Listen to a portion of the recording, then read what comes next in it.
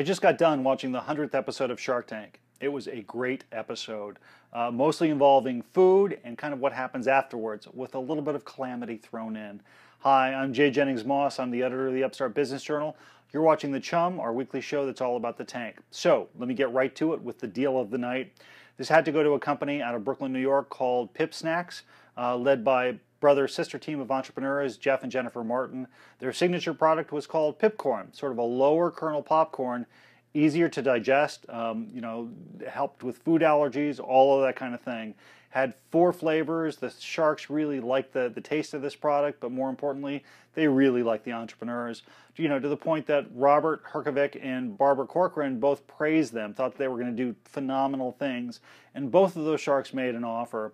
In the end, they actually both offered exactly what the Martins were looking for, which was $200,000 in exchange for 10% of their company. They ended up going with Barbara. I think that was the shark that they really wanted to do a deal with anyway when they walked in, because of Barbara's track record with food.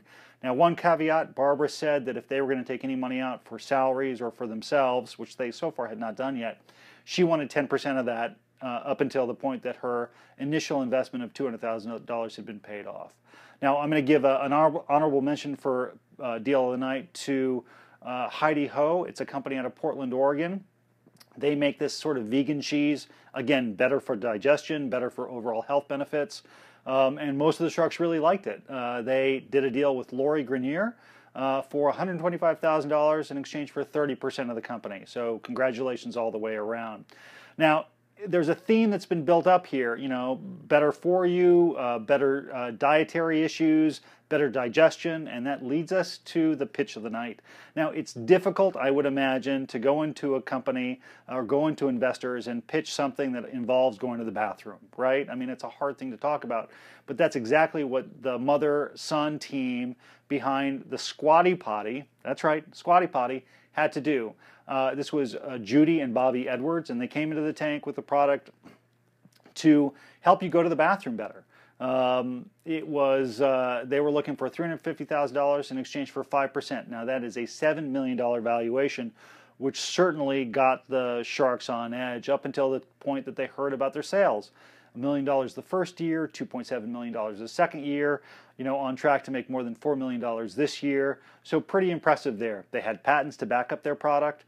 They presented it well. They even were able to deal with some good-natured ribbing from the sharks, talking about making a crap load of a lot of money or squeezing out profits, that kind of bathroom humor.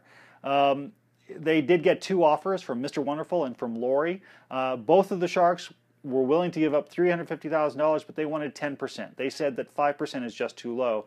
So an interesting threshold here in the tank, that you really kind of need to get to that 10% figure before a shark is really going to be interested in doing business with you.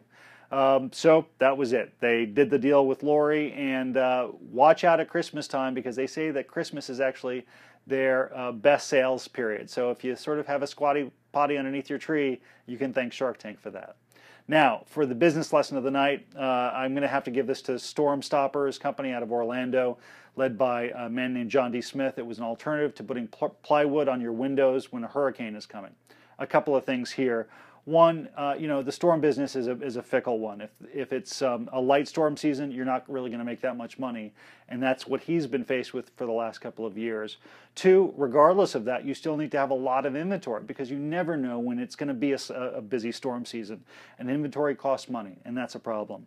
3, his product was 5 times more expensive than plywood, so no matter how good it is, if you're watching your budget, it's going to be a hard sell for you.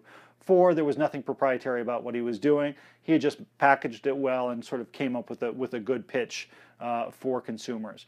But most importantly here, and this is the biggest takeaway of all, if you're pitching your product in front of investors, don't offend them, which is effectively what he did to a comment to Mr. Wonderful, so much so that even Mark Cuban called him out on his sales or lack of sales ability.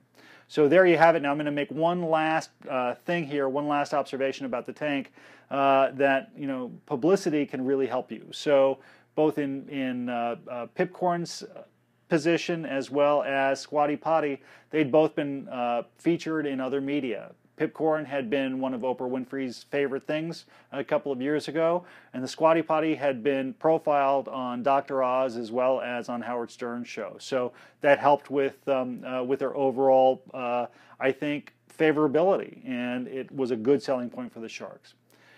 That's it for the 100th episode of Shark Tank. You know, for me, I'm really looking forward to the next 100. I hope it continues on. Some great stories about American entrepreneurship. If you want a daily fix of entrepreneur and startup news, make sure to check out upstartbusinessjournal.com and watch Shark Tank on ABC's on Friday nights. Thanks for watching.